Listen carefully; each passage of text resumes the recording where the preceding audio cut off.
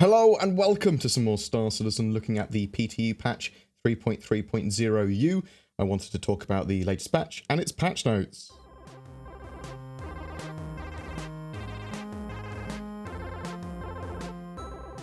So the testing focus for this patch is Teach's Ship Shop, VoIP, FPS combat missions, scramble races, the Valkyrie Phoenix, Hammerhead Mustangs and Cyclones, band turrets, remote turrets, and changes to ship cannons.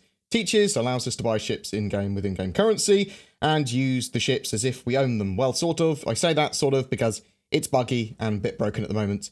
Reclaiming and relogging, that sort of stuff, doesn't work properly. It can remove them from your account. The idea is that you'd effectively keep these ships until a actual database reset, which will normally happen with every major patch and some minor patches as well, so just bear that in mind. Obviously, you won't be able to keep anything that you have in the PTU over to the live build, so also bear that in mind too. VoIP and FOIP, so they're making some basic quality of life improvements with various hotkeys for selfies, calibration, head tracking, toggle, that sort of stuff. That's all actually super useful. Quick calibration is a godsend.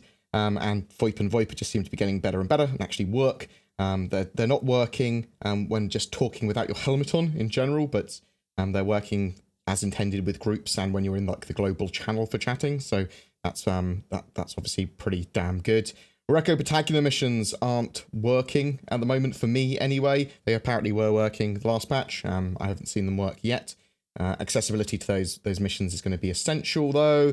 Security post careers NPC AI missions, they actually seem to work a lot better and consistently when I take the mission now. The AI seems a little bit less derpy as well.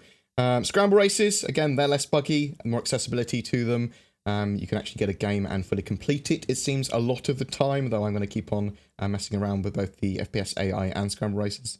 Missiles and EMPs seem to be working a bit better too. That's good news. And the Reclaimer actually seems to work and is accessible again, but there's lots of broken things on the 600i still, so bear that in mind. So the actual patch notes for 3.30U, they've updated the VoIP and VoIP keybinds. They're all on the numpad, so if you don't have a numpad, you'll need to rebind them entirely. / for selfie cam, star for calibrate face, dash or minus for toggle head tracking, and plus for push to talk. I do recommend you rebind those ones that you'll be using regularly anyway, especially push to talk and quick calibrate, which is really, really useful, that calibrate face tracking. They've added mission UIs to Kovalex, collect and ambush missions. They've changed the Gravlev vehicles to handle slightly better as well. FPS AI should spawn properly upon accepting the FPS AI missions. Players should no longer be able to interact with the race announcer's ship in scramble races. Countermeasure ammo should now update after restocking. The rest stop should now have shop inventories. The missile locking UI should no longer freeze or lock up when locking multiple missiles back to back. Ship and vehicle EMPs should now work correctly. This is going to be great for the Tumbril Cyclone that is on the ground. The AA version, which actually has an EMP. Players should no longer be able to fire weapons while the Mobi-Glass is open. They've retuned the Avenger Titan and Warlock to correct the slow acceleration that they had. Missile markers should now retain their correct state after going to third-person camera and back. The front lift on the Reclaimer should now work properly. They fixed an issue with ship debris mass that would cause them to spin around strangely. They fixed 3 server crashes, a server deadlock, and 2 client crashes as well. There are still some major known issues to fix with this patch. Players can get a locked cursor when interacting with kiosks. The workaround there is to wait 2 minutes for a timeout or Alt-Tab and return, and pressing H on certain consoles, if you can't leave them, works as well. Just try everything you can. Players often drop boxes when entering ships from EVA. Starfarer Derelicts lack light. Mission givers may not be functioning correctly. Inviting someone to party via the Mobi-Glass can cause a client crash. You have to invite them either before you enter the game or invite them via interaction mode, literally going up to them and holding F, invite to party.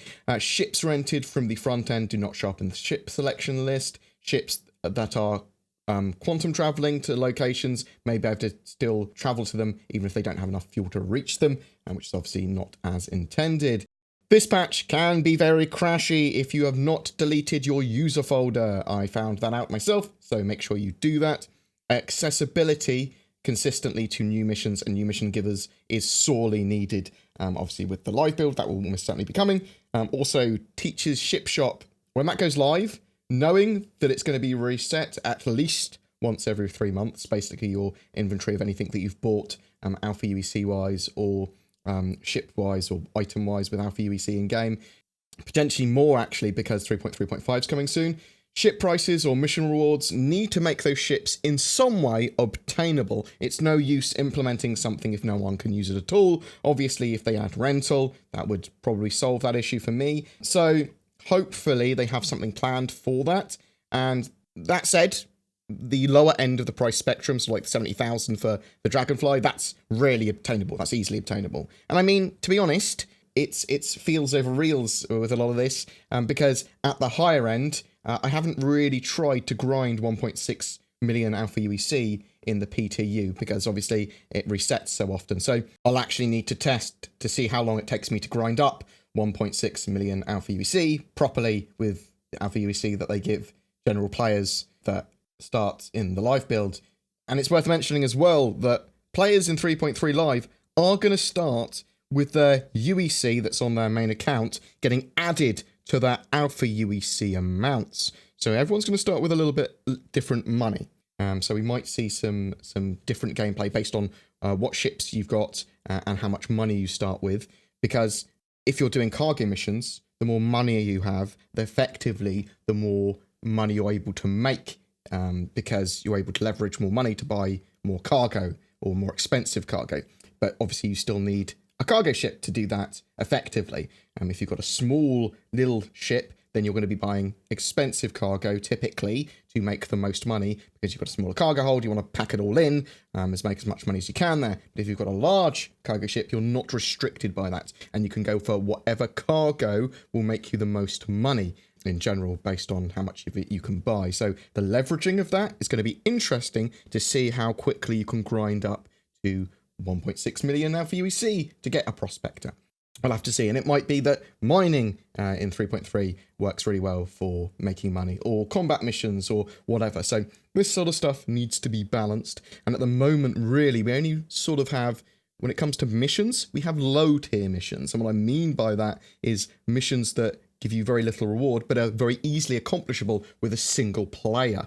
So there's lots of balance that needs to come still, and obviously we are in early days, and just the functionality of being able to buy ships is something I've wanted for ages, so I'm not having a go at that. I'm just saying, realistically, we need to have these things that are implemented into the game. They actually need to be obtainable or usable in some way. So I'm trying to preemptively problem solve, or, preemptively whine. But tell me what you think in the comments below. And the other thing is having consistent access to the Ruto and Mars Eckhart missions, potentially games signposting new players how to get them more easily. The Recco Battaglia mission, having that working, having those mission chains working, that's going to go a long way to making the game be a lot more playable and people willing to grind.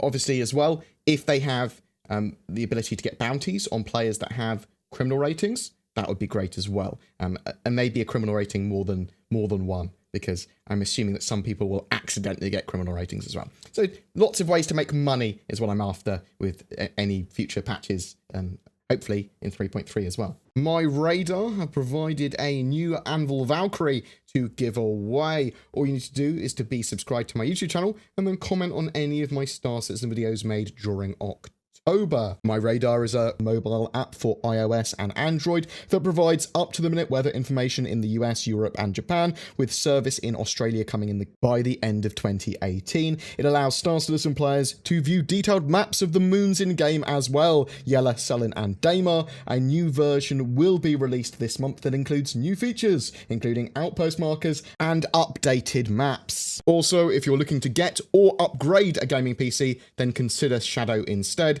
Shadow is a subscription-based cloud gaming PC service that can turn most devices, phone, laptop, PC, tablet, and more into a powerful gaming PC via the internets. Links to more info in the description for that, and if you do decide to try it, then use the code BoredGamer to get a discount on the service.